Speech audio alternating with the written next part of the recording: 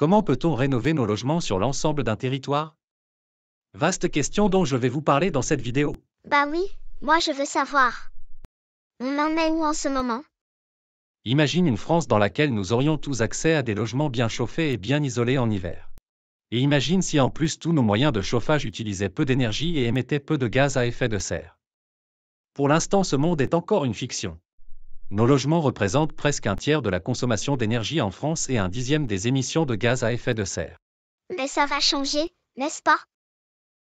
On y travaille, oui. Avec la crise environnementale, le secteur résidentiel fait face à un triple enjeu: réduire ses émissions, sortir de sa dépendance aux énergies fossiles et s'adapter aux événements climatiques à venir. Tous ces axes doivent être pris en compte dans l'ensemble des décisions de rénovation. Et ma maison, on va la transformer? Et ce sont papa et maman qui devront payer? Ce sont à ces questions que mes travaux de thèse vont essayer d'apporter une réponse en ciblant les décisionnaires sur ton territoire. Je vais t'expliquer cela en 2 étapes.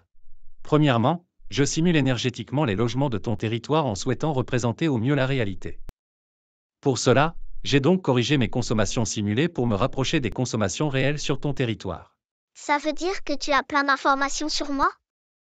Non, toutes les données que j'utilise sont en libre accès et mises à disposition pour tous les citoyens. D'accord, et ta deuxième étape?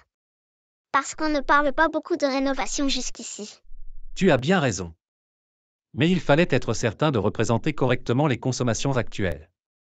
La deuxième étape de ma thèse réside justement dans l'application des différentes solutions de rénovation. L'objectif alors est d'optimiser les travaux de rénovation sur l'ensemble de ton territoire selon des critères que tu pourrais choisir.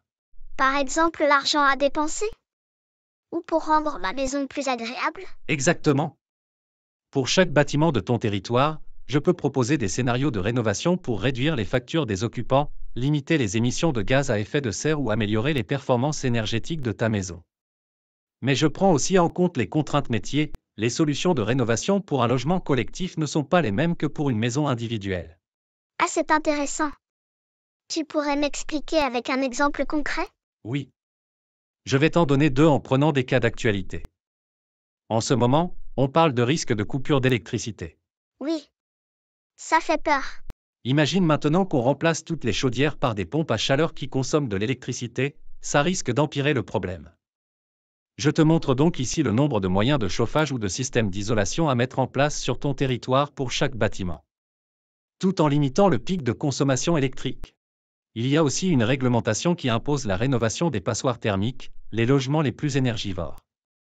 Sur ton territoire, je peux te préconiser les technologies qui seront majoritairement à utiliser, le montant des aides disponibles pour aider les ménages et les réductions d'émissions de gaz à effet de serre associées.